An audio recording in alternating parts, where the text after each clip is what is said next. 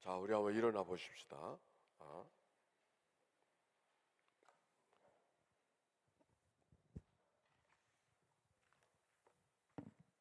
이제 아래, 위, 네? 오른쪽, 왼쪽, 뒤에, 앞에, 내 안에 나를 자유케 하고 변화시켜 주시네. 오늘도 그리스도로 살고 오늘도 그리스도로 숨쉬게 하소서. 자, 준비 몸기도예요. 하나님 앞에 시작. 내 아래 계신 그리스도, 내 위에 계신 그리스도, 내 오른편에 계신 그리스도, 내 왼편에 계신 그리스도, 내 뒤편에 계신 그리스도, 내 앞편에 계신 그리스도, 내 안에 계신 그리스도로 나를 자유케 하시고 치유케 하시네. 나로 오늘도 그리스도로 살고 그리스도로 숨쉬게 하소서. 다시 오늘도 그리스도로 살고 오늘도 숨쉬게 하시네. 할렐루야. 됐어요. 네.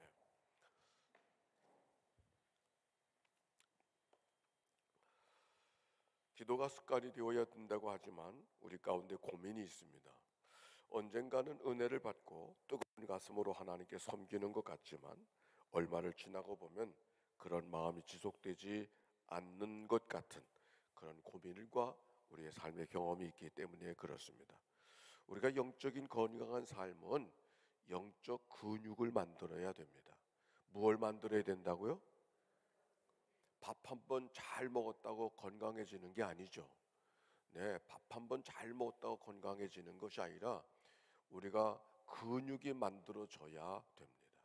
근육이 만들어져야 아무리 먹어도 그것이 잘 소화되어지고 그것이 잘 소진이 되어지는 것이죠. 우리들이 살아가는 영적인 삶도 밥 한 번 잘 먹었다고 건강해지는 게 아니고 영적인 근육이 만들어져야 된다, 그 말이에요. 기차가 광야로 달려가는 것은 그 기차가 대단한 힘을 갖고 있기 때문에 대지를 달려가는 게 아닙니다. 레일 위에 놓여져 있기 때문에 그 기차가 달려갈 수 있습니다. 아무리 대단한 힘을 갖고 있는 그 기차랄지라도 레일 위에 놓여져 있지 아니하면 달려갈 수 없습니다. 우리가 영적 습관은 무엇과 같은가? 레일을 만드는 것 같은, 트랙을 만드는 것 같은 그 모습이 옳습니다. 하나님이 우리의 삶을 뜨겁게 하시고 그 레일 위로 달려가는 그런 은혜가 우리 가운데 있었어요. 그래야 우리가 영적으로 건강한 사람을 살게 될 줄로 믿습니다. 습관이라고 하는 것은 어떻게 하면 그 습관이 좋은 습관이 만들어질 수 있을까? 그거는 다른 것이 아닙니다. 반복하는 거예요. 반복하면 익숙해지고 익숙하면 습관이 되는 것이죠. 어떻게 하면 습관이 만들어진다고요? 반복하는 거라 그랬어요. 반복하면 익숙해지고 익숙하면은 습관이 됩니다. 아멘입니다. 제가 목회를 하면서 제일 힘들었던 게 새벽 기도하는 거예요. 왜냐하면 저는 올빼미야. 밤을 새우는 거는 참 잘할 수 있는데 아침에 일어나는 건 참 어렵더라고요. 그래서 오죽하면 제가 미국으로 도망갔겠습니까? 새벽 기도 없는 곳으로. 그런데 새벽 기도를 없는 곳으로 도망갔다가 다시 한국에 와야 된다고 하는 결정이 나서 갈 때 내 마음 속에 첫 번째 든 생각이 뭔지 아세요? 새벽 기도 할 수 있구나. 새벽 기도 안 하는 대로 도망갔다가 새벽 기도가 있는 곳으로 오는 그 마음속에 첫 번째가 새벽 기도가 할 수 있겠구나. 의무적으로라도. 그래서 그 전까지 새벽 기도 새벽 기도 늘 하지만은 새벽에 일어나서 마지못해서 눈 비비고 일어나 새벽 기도 가던 저였어요. 그러나 새벽 기도를 해야 되겠다고 하는 생각과 그것이 감사로 찾아왔었을 때는 새벽에 아주 제대로 일어나고 제대로 면도하고 제대로 하고 그날의 첫 시간을 그 새벽으로 시작하는 생활 습관으로 바뀌었어요. 아니 바꾸었어요. 우리가 하나님 앞에 새벽 기도를 드린다고 하는 것은 하루의 첫 시간을 드리는 거예요. 우리가 하나님 앞에 11조 예물들 하지 않습니까? 그 11조 예물은 열의 하나를 드리는 게 아니에요. 하나님 앞에 첫 11조 첫 머리를 드리는 거예요. 첫 머리를. 그러니까 하나님 앞에 예물을 드려도 복을 받을 만한 예물이 있어요. 이것저것 주워먹어 쓰고 난 다음에 모아서 10분의 1을 하나님 앞에 드리는 것이 아니라 쓰기 전에 첫 번째 거리를 머리를 잘라서 첫 번째 머리를 하나님 앞에 구별하고 남겨진 것으로 하나님의 은혜를 기억하며 살아가는 예물과 주섬주섬 모아서 10분의 1을 드리는 것과 전혀 질적으로 차이가 있는 거죠. 우리가 하나님 앞에 드려지는 예물도 주섬주섬 모아서 드려지는 예물이 아니라 먼저 하나님의 것을 하나님의 것으로 구별하고 살아가는 복을 받을 만한 그런 예물이 우리 모두 가운데 있게 되시기를 바랍니다. 그것이 첫 시간을 하나님 앞에 드리는 첫 시간. 물론 성경적인 첫 시간은 저녁 시간을 말하죠. 우리는 아침이 돼서 저녁이 되지만 성경적으로는 저녁이 되고 아침이 되니 이렇게 되어져 있습니다. 그러나 우리들의 문화 속의 첫 시간은 하루에 첫 머리를 드린다고 하는 그런 마음으로 이것을 반복하고 익숙하게 할 때 습관이 되어지는 그런 은혜가 우리 모두 가운데 있게 되시기를 바랍니다. 교회는 세 종류 사람이 있어요. 따라서 합시다. 깨어있는 사람, 졸고 있는 사람, 잠자는 사람. 졸고 있는 것과 잠자는 게 무슨 차이가 있는지 아세요? 네? 졸고 있는 것과 잠자는 것. 졸고 있는 건 내가 졸고 있구나 하는 걸 아는 사람이 졸고 있는 사람이고, 자기가 졸고 있다고 하는 걸 모른 채 자는 사람은 잠자는 사람이에요. 근데 교회는 어떤 것이냐? 깨어 있는 사람이 졸고 있는 사람을 얼마나 깨워내느냐가 그 교회의 미래를 결정한다고 그래요. 잠자는 사람을 할 수 없어. 잠자는 사람은 뭐 자고 있는 것조차를 모르니까. 깨어 있는 사람이 졸고 있는 사람 흔들어서 함께, 그래서 푹떡 졸다가 깨서 걸어. 그래서 온 교회가 깨어 있는 교회로 만들어가는 것이 교회를 세워가는 일이라고 합니다. 오늘 깨어 있는 여러분들, 새벽을 깨운 분들이 하나님의 교회 깨어 있는 성도가 되어져서 졸고 있는 성도들을 한 사람 한 사람 깨워서 모두가 다 깨어 있는 성도로 만들어가는 작전동교회 되어주시기를 바랍니다. 오늘 새벽에 그런 작전 하나 짰어요. 그러니까 새벽을 깨워서. 근데 새벽 기도가 익숙하지 않았지만은 그러나 20년쯤 하니까 익숙해지더라고요. 20년. 네, 20년이시면 익숙해집니다. 네, 그렇게 함께 가도록 합시다. 우리가 주기도문을 통해서 오늘 귀한 시간을 갖게 될 터인데, 오늘은 용서에 대한 이야기를 나누게 될 겁니다. 옆 사람하고 한번 인사합시다. 오늘 참 잘 오셨습니다. 이제 왜 잘 오셨는가는 이제 오늘 시간이 끝나면 알게 될 거예요. 네. 아멘. 아멘. 자, 오늘의 기도 봅시다. 시작. 우리가 우리에게 모든 사람을 용서하오니 우리의 죄도 사하여 주시옵고. 우리가 우리에게 죄 지은 모든 사람을 용서하오니 우리의 죄도 사하여 주시옵고. 사실 일용할 양식을 위한 기도 배울 때 그런 하찮은 것까지, 늘 일상에 있는 것까지 기도하게 하시는가, 그렇게 생각을 되어져서 그냥 지나가는 기도를 드릴 때가 참 많지 않아요? 지나가는 기도 뭐 그냥 주셔도 그만이고 안 주셔도 그만이고, 왜? 일용할 양식을 늘 있으니까 굳이 기도해야 되는가, 그런 생각을 살아가죠. 그러나 그게 아니죠. 늘 하나님의 허락하심 속에 하루하루가 살고 있음을 기억하고 감사하는 것이 날마다 일용할 양식을 주시옵고 라고 하는 기도라고 했습니다. 오늘 여기 그런데 일용할 양식을 위한 기도는 그럴 때 또 다른 부담이 되는 기도가 있어. 그게 바로 오늘 기도죠. 아주 기도할 때마다 요구절만 없으면 주기도문을 쉽게 기도하겠는데 요구절이 딱 있어가지고 기도하기가 늘 부담스러워.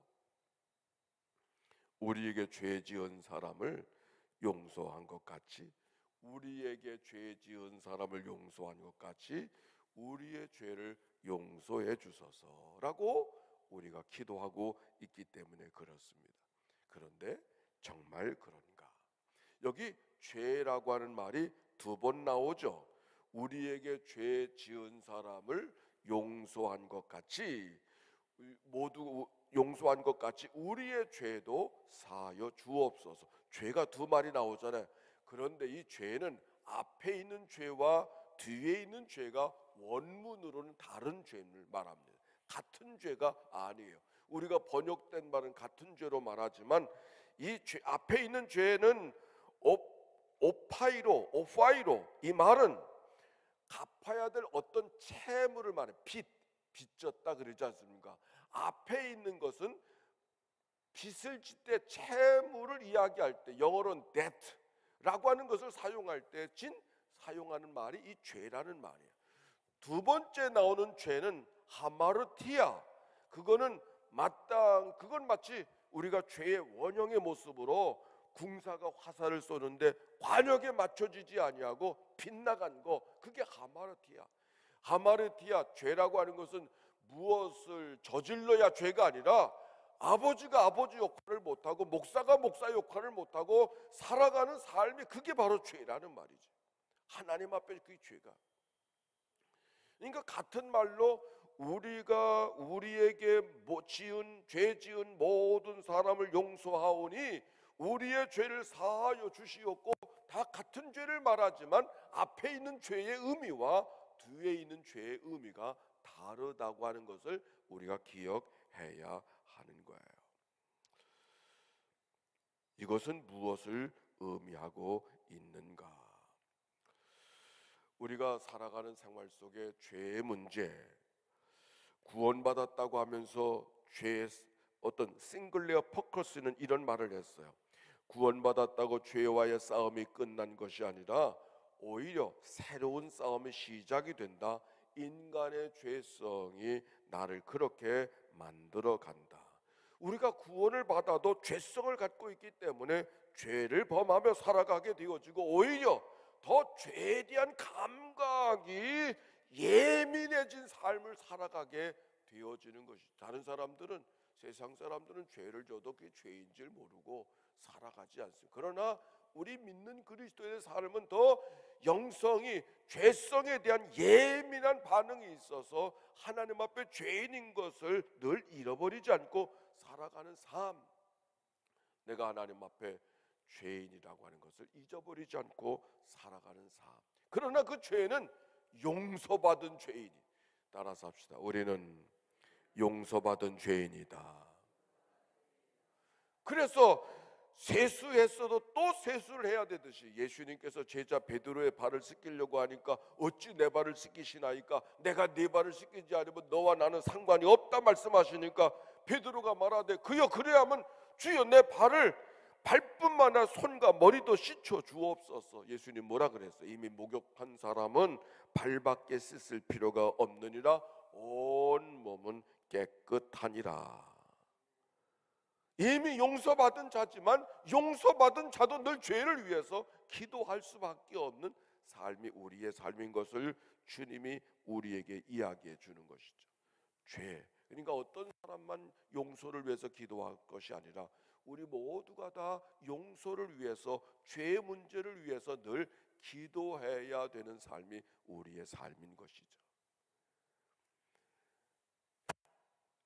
구원파의 사람들과 우리 믿는 그리스도인의 삶에 다 믿는 것 같은데 어디에서 차이가 나는가? 여기서 차이가 나요. 구원파들은 한번 구원받았으니까 하나님 앞에 더 회개할 이유가 없다고 생각하는 사람들이 그 사람들이에요. 그래서 제일 싫어하는 거, 늘 눈물 찔찔 짜면서 하나님 앞에 회개에 눈물 흘리는 것은, 그건 잘못 믿는 거라고 그러고, 그것을 그래서 자기들이 구원받은 백성이라고, 우리가 잘 믿는 사람이라고 이렇게 가르치는 게 구원파들의 가르침이 옳습니다. 우리들의 삶은 그런 것이 아니죠. 어거스틴이라는 사람이 이런 말을 했어요. 이 세상의 사물 중에 확실하게 우리의 것이라고 이야기할 수 있고 말할 수 있는 것은 단 하나도 없으니 죄밖에 없다. 그렇게 말했어요. 우리의 것이라고 말할 수 있는 게 죄밖에 없다 그랬어요. 그러니까 하나님 앞에 늘 우리는 기도하며 용서를 구하며 살아갈 수밖에 없음을 이야기하고 있는 것이죠. 하나님의 용서 없이는 하루하루를 살아갈 수 없는 그런 자의 삶. 제가 이제 효성교회에서 목회할 때 그때 기억이 납니다.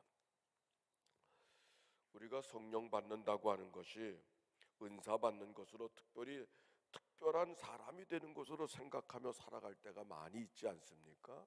그런데 이런 경우가 한 번 있었어요. 이제 교인들이 막 새신자로 등록을 하고 그러는데 새신자가 와서 제가 신방을 갔어요.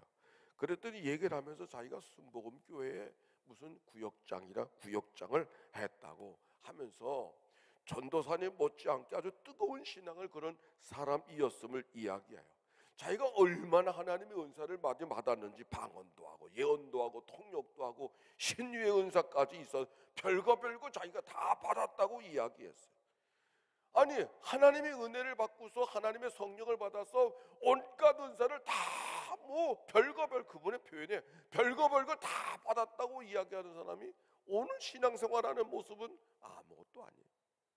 마치 초신자보다도 못한, 열심히 뜨거운 마음으로 예수를 믿고 교회에 나오는 것이 아니라 제대로 신앙생활하는 모습이 아닌 거예요.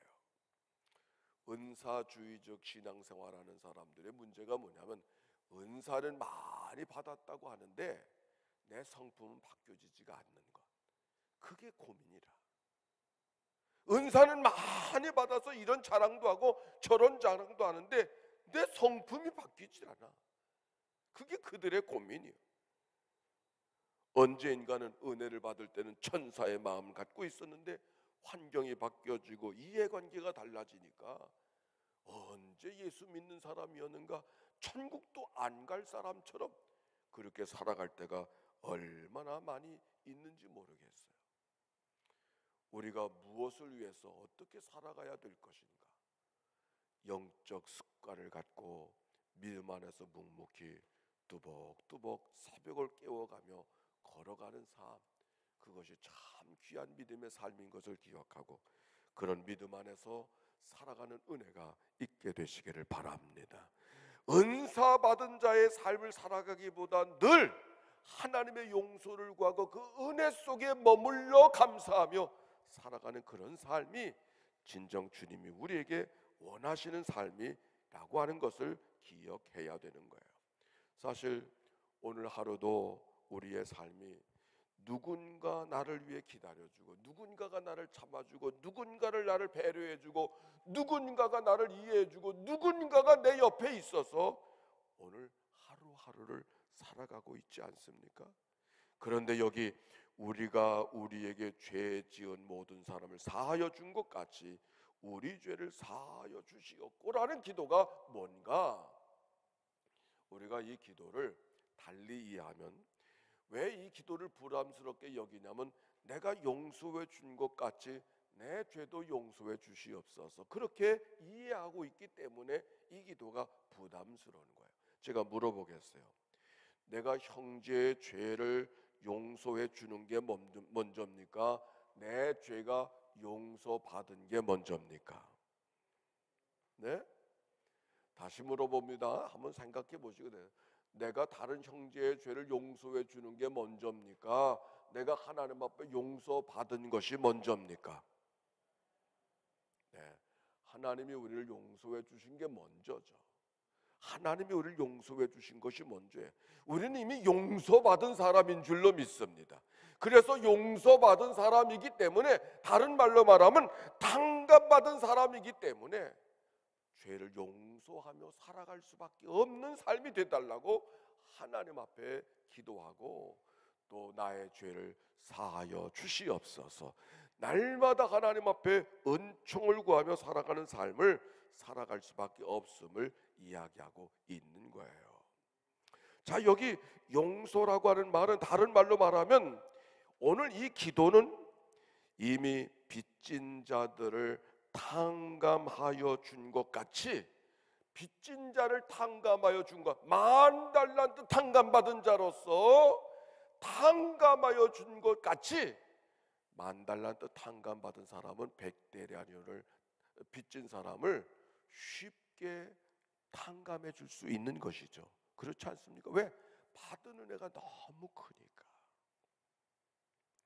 받은 은혜가 너무 커서, 즉 우리는 누구냐면 우리가 우리에게 죄 지은 사람을 용서해 준 것 같이, 우리 다시 말하면 성경 원어를 좀 더 하면 우리가 우리에게 탕감받은 사람을, 우리에게 빚진 사람을 탕감해 준 것 같이 우리의 죄를 용서해 주시옵소서. 그런데 우리가 누구냐면 이미 탕감받은 만 달란트를 탕감받은 사람이 되어졌기에 100달러를 빚진 사람을 탕감하는 것은 문제도 되지 않는 그런 은혜가 우리 안에 있음을 고백하고 오늘도 우리의 죄를 용서해 주시옵소서.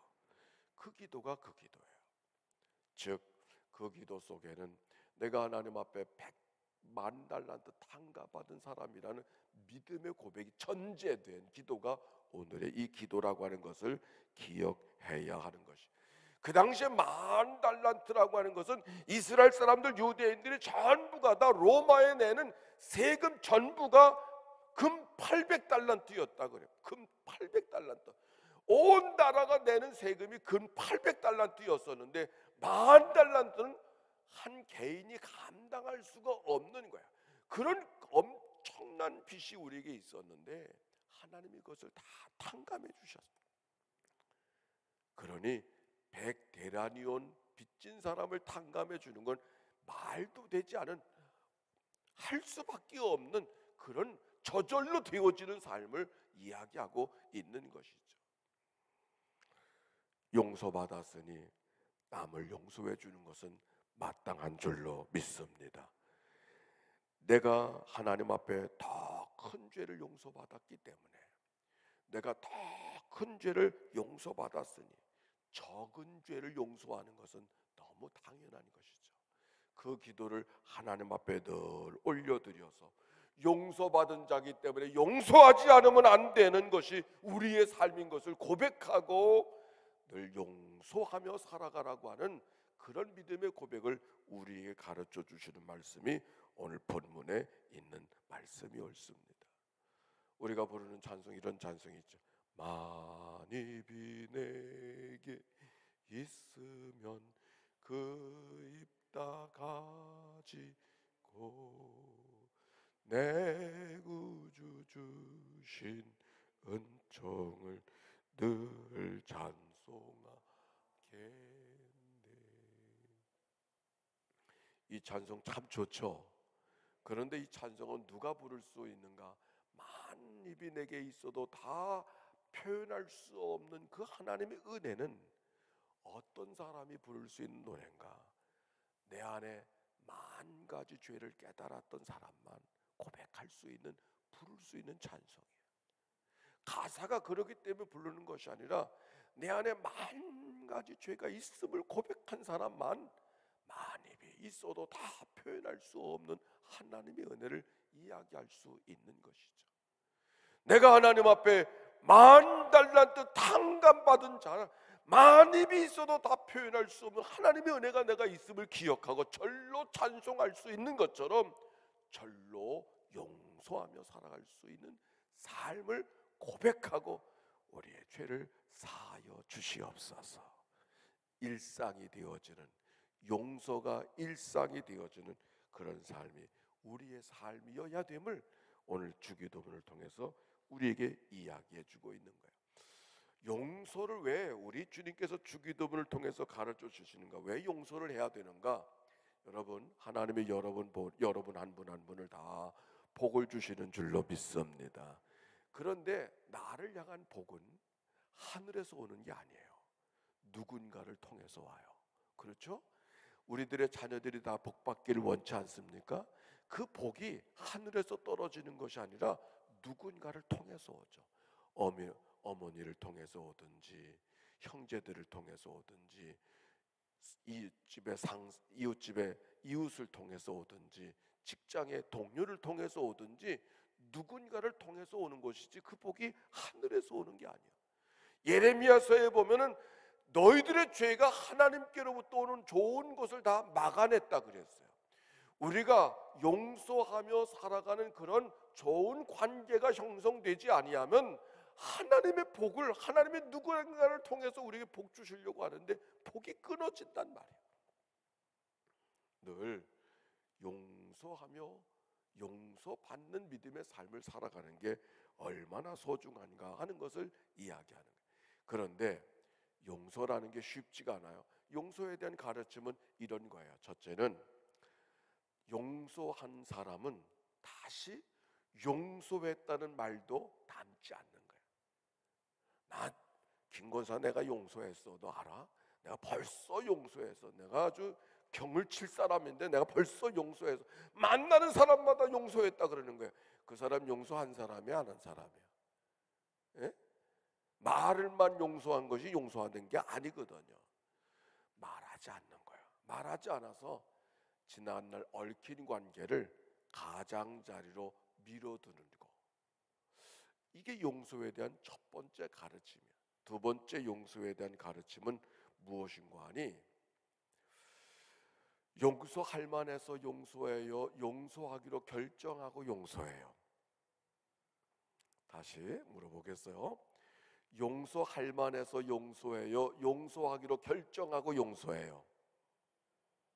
네, 잘 모르겠죠.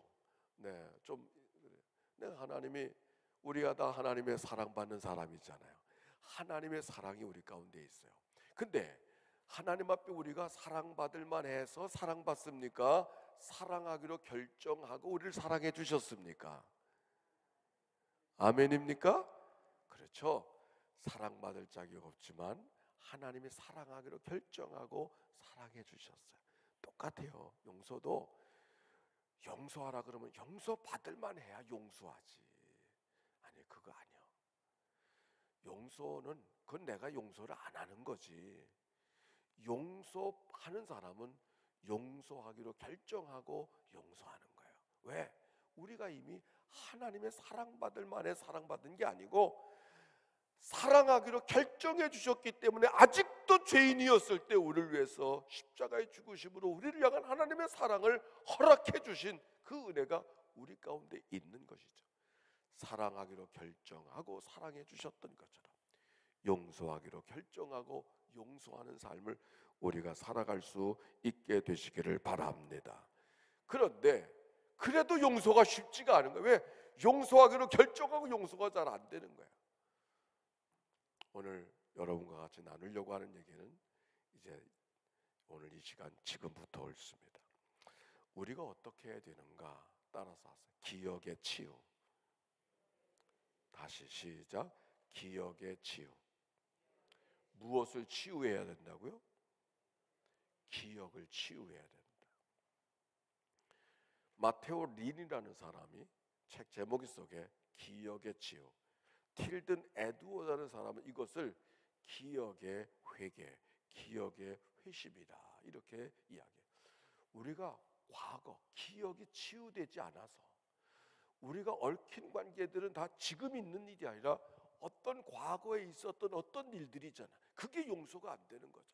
근데 그게 치유가 안 되니까 용서가 안 되는 거예요. 그게 치유가 되어지면 용서가 문제가 아닌데 어떻게 하면 기억의 치유를 할 수 있을까? 그분이 이런 얘기를 했어요. 우리가 기억의 치유, 여러분 기억이 치유되기를 원합니까? 아멘이요. 기억의 치유 어떻게 하면 되겠는가? 첫 번째 단계, 오늘 베풀어 주신 하나님의 은혜를 기억하고 오늘 하나님이 베풀어 주신 감사를 하나님 앞에 드리고 내 삶을 은총으로 감싸는 거예요. 과거가 아니고 지금 베풀어 주신 하나님의 은혜, 무슨 감사가 내게 있을까? 아니요. 하나님은 우리 모두를 다 감사할 수 있는 존재로 만들어 주셨어요.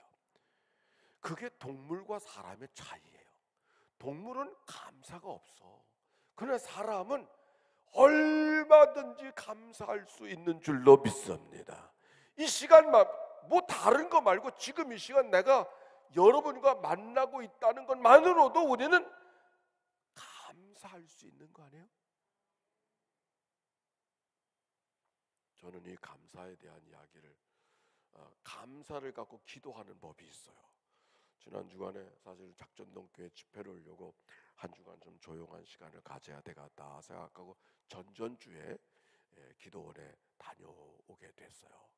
근데 그 기도원에 다녀오면서 거기 그냥 우리가 보통 하는 기도원이 아니고 제가 다니는 기도원이 따로 있어서 그 기도원에 그 프로그램을 진행하는데 그 한 시간이 감사로 기도하는 시간이었어요. 걸어가면서 기도하는 건데 감사로 기도하라는 거야. 그래서 그룹이 모여서 이제 감사로 기도하러 밖으로 나가는 거야. 그런데 감사로 기도하기 위해서 일어나 나가라 그랬으니까 일어나야 될 거 아니야. 감사로 기도하기 위해서 일어났는데 발걸음을 움직일 수가 없는 거야. 왜? 일어난 것도 감사해서. 서 있는 자리에서 하나님 앞에 내가 무엇을 지금 감사할 수 있는가를 생각해 보니까 서 있는 게 감사고, 버티고 있는 게 감사고, 받쳐주는 대지가 있는 게 감사고, 숨 쉬고 있는 게 감사고, 12가지 감사가 나오더라고. 한 발짝도 안 움직였어. 그날은 감사로 기도하기 위해서 밖을 걸으라고 해서 다 나갔어. 근데 나는 이 감사로 기도하는데 일어섰는데 하나님 앞에 감사를 해야 하는데 12가지 감사가 내가 다 적어놨어. 너 그 순간이 너무 감격스러웠어. 밖을 나가서 뜰에 있는 꽃 한 송이를 보는 순간 또 12가지 감사.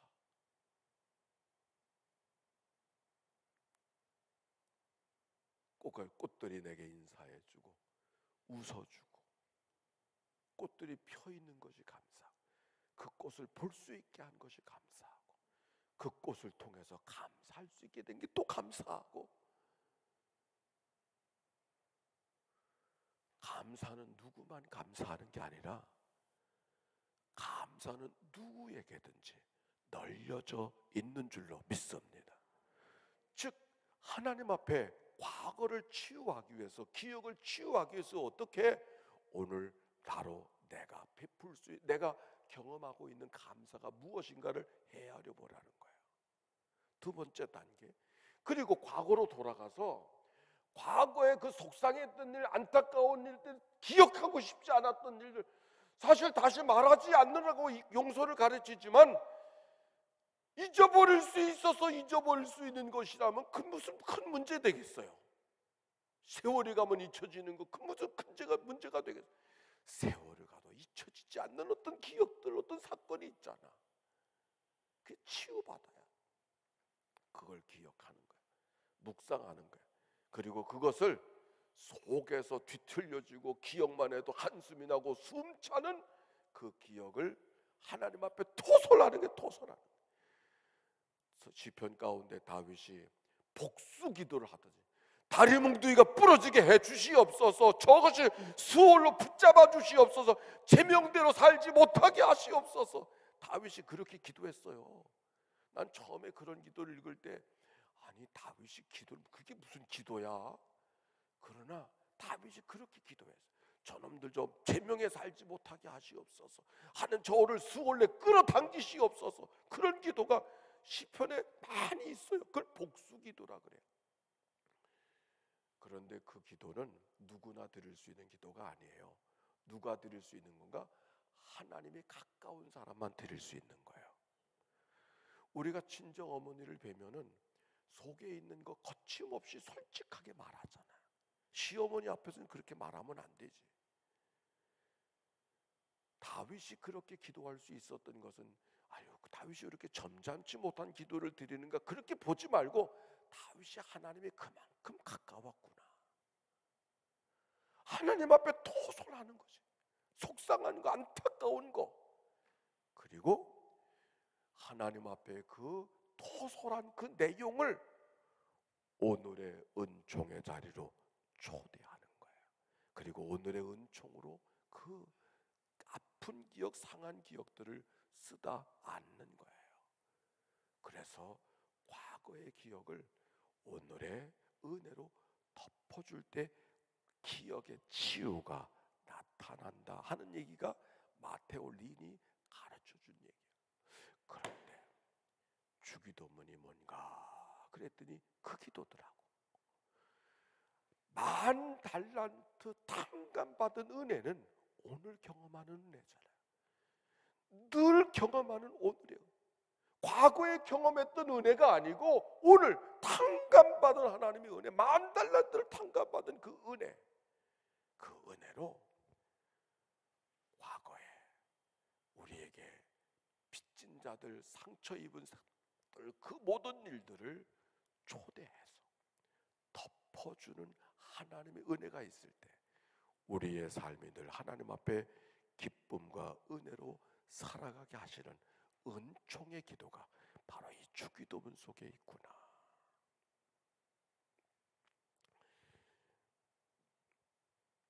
제가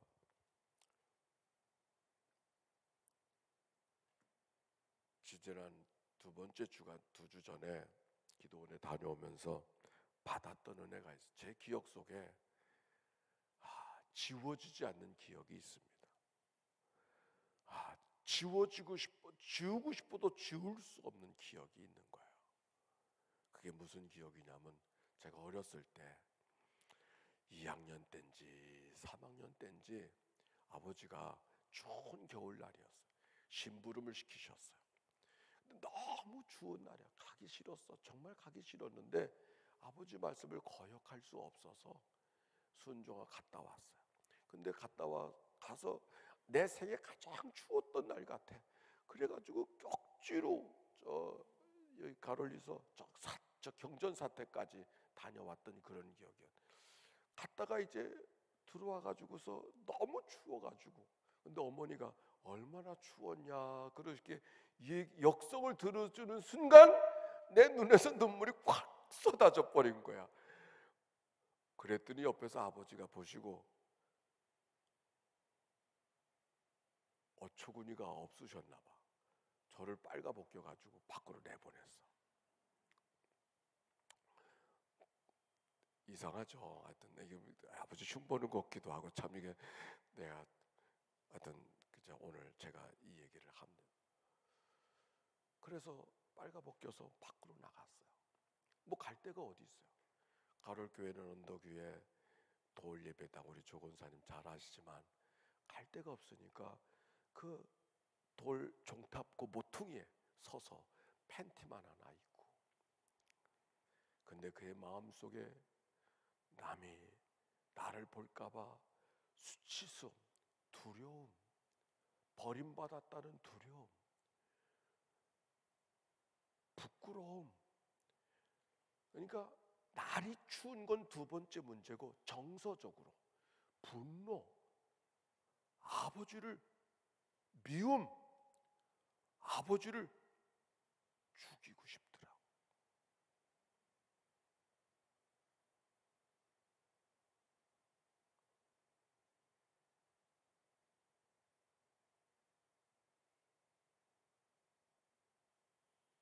그런 시간이 있었어요.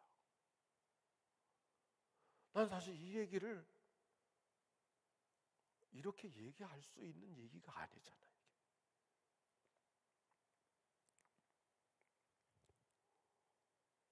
그런데 그때 초자아적인 선생님 생각이 내 안에 들은 거야. 어떤 생각이 들었는가 하니, 내가 좀 더 남자다웠어야 되는 거 아니니? 너를 향한 아버지의 기대가 그만큼 큰 거야.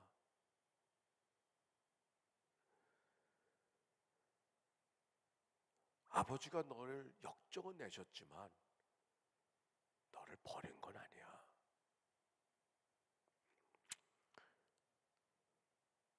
너를 더 강하게 키워보시려고 하는 아버지의 기대가 그만큼 많은 거야.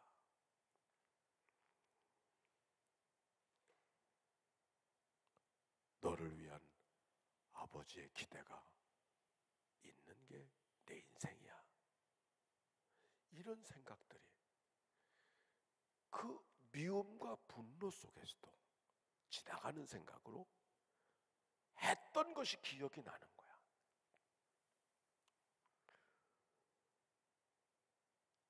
그러고 생각해 보니까 그래, 그것이 과거의 기억이지만 아버지를 향한 분노로 지금까지 살아가는 게 아니라, 분노는 그때였었고, 그때도 추운 겨울날 밖에 모퉁이에 있었지만 아버지가 나를 버린 게 아니고 언젠가는 나를 데리러 오실 거라고 기대하고 있었던 것은 미움보다는 사랑이 더 컸기 때문에, 아버지의 사랑이 미움의 분량보다 더 컸기 때문에 가질 수 있는 생각이었다고 하는 사실을 다시 돌이켜 보게 됐고, 내가 아버지의 마음을 알았었기 때문에 그래도 너는 성장하면서 잘 참을 줄 아는 그런 사람이 되지 않았니? 내 안에도 아버지의 폭력 같은 게 내 안에도 있어. 내가 예수 믿기 때문에 이 정도지, 내 안에도 아버지의 폭력이 내 안에도 있어. 내가 갈 데 없어 쫓겨나고 버림받아서 예배당 모퉁이에서 추위를 이기고 있었던 것 때문에 너는 평생 예배당 옆에 살지 않냐? 정말 저는 자라오면서 예배당이 좋았어. 예배당에 가면 친구들을 만나고, 예배당에 가면 선생님들 계시고, 예배당에 가면 언니 오빠들 형님들 계시고 선생님 계시고, 전 예배당이 늘 좋았어. 설레는 마음으로 주일을 기다리고. 그래서 너 목사 되지 않았니? 예배당이 싫었으면 네가 어찌 목사가 되겠냐? 피할 데 없는 곳에서 예배당이 내 피할 자리가 되어줬던 그 사건이 너를 결국 목사로 만든 거야. 그 아버지가 49에 세상을 떠나셨거든요. 그 아버지가 49에 일찍 세상을 떠나셨기 때문에 그만큼 너도 큰 거야. 아버지가 지금까지 살아계셔서, 저는 아버지 사랑을 많이 받아서 제가 담임선생을 만나기 전에 이미 우리 아버지가 선생님을 만나, 치맛바람이 아니라 바짓바람이야. 우리 집은 그렇게 살았어요. 그러니까 제가 학교를 가기 전에 이미 아버지가 가서 선생님을 만나, 그러니까 선생님의 사랑을 받을 수밖에 없잖아. 그러던 아버지가 49에 세상을 떠나셨어. 하늘이 무너지는 것 같았지만은 무너진 것만큼 내가 성장하고 건강해지고 더 성숙한 가정의 모든 일 내가 책임져야 되는 그런 사람이 되었기 때문에, 일찍 돌아가신 것도 언덕이 무너진 것이 아니라 나를 더 확장시켜 주시려고 하는 하나님의 은혜였구나. 이 사실을 기억을 하니까 지나간 날들의 아픔의 기억에 이야기하고 싶지 않고, 아니 이야기할 수 없었던 이야기들이 오히려 오늘의 내 삶을 풍성하게 만들고 더 큰 감사로 만들고 더 큰 부요하게 하시는 은혜가 있게 되는 요소가 된 것을 경험하게 되어졌어요. 기억의 치유. 그러고 보니까 요셉의 이야기도, 요셉이 어느 날 형제들이 나타났잖아요. 자기를 어떤 사람 죽이려고 했던 형제들이 나타났어요. 어떤 마음이 들었겠어요. 그러나 요셉이는 그렇게 말하지 않아요. 하나님이 생명을 구원하시려고 나를 당신들보다 먼저 보내셨사니 하나님이 큰 구원으로 당신의 생명을 보존하고 당신들의 후손을 두시려고 나를 당신들보다 먼저 이곳에 보내셨나니, 나를 이곳에 보낸 사람은 당신들이 아니라, 당신들은 나를 죽이려고 고생시키려고 보내는지 모르지만 당신들이 나를 보낸 것이 아니라 하나님이 나를 이끌어 주셨다고. 그래서 하나님이 나를 오늘 이 땅의 통치자로 삼아 주셨으니 두려워하지 기억하지 마시오. 과거를 기억하고 과거로 가지 아니하고 오늘 베풀어 주신 은혜를 생각하고 과거를 오늘로 초대하는 요셉의 이야기가 창세기의 이야기. 우리는 우리들의 삶의 이야기를 과거로 끌고 가고 과거에 붙들려 살아가는데, 하나님이 가르쳐 주는 이야기는 오늘의 은총, 오늘의 감사를 기억하고 과거를 오늘로 끌고 오늘로 과거를 초대해서 오늘의 은총으로, 오늘의 감사로, 오늘의 사랑으로 과거를 감싸 안을 때 과거의 기억이 치유되게 하시는 은혜가 나타나게 될 줄로 믿습니다. 우리가 우리에게 모든 죄를 용서해 준 것 같이, 탕감해 준 것 같이 우리의 죄를 용서해 주시옵소서. 베풀어 주신 탕감받은 자로서 오늘의 은혜요, 그 오늘의 은총으로 우리가 죄를 지었던 과거의 이야기를 초대해서 하나님의 은혜로 치유받은 자의 삶을 살고 용서받은 자의 삶을 살아가는 그런 은혜가 우리 모두 가운데 있게 되시기를 주의 이름으로 축원합니다. 그림 하나 보겠습니다. 저 그림은 삼일체 그림이라고 하는 아주 유명한 그림이고, 가장 중요한 성화들을 붙여놓으면 저 그림은 늘 강단 중앙에 붙여놓을 수 있는 그런 그림이에요. 저 그림은 성부, 성자, 성령 삼일체 하나님을 상징하는 그런 그림인데, 그 그림 속에 어떤 의미가 있는가? 저 그림 자체는 아브라함이 부지 중에 세 천사들을 대접하는 것을 형상화시킨 건데, 그 속에서 성부, 성자, 성령 하나님을 그려가는, 묵상하고 기도할 수 있는 그런 특별한 그림이에요. 그런데 저 그림에는 사람 세 사람이 보이잖아요. 근데 세 사람이 보이는 저 그림이 주시는 은총은 다른 것이 아니에요. 저 안에 그림들이 있어요. 그 안에 성찬 잔이 있잖아요. 잔이 몇 개로 보여요? 하나예요, 둘이에요? 작은 잔이 하나 있고 큰 잔이 있어요. 큰 잔이 보입니까? 큰 잔. 저 두 양쪽에 있는 사람들이 이 어깨줄을 연결시켜서 보면은 큰 잔이 하나 보이잖아요.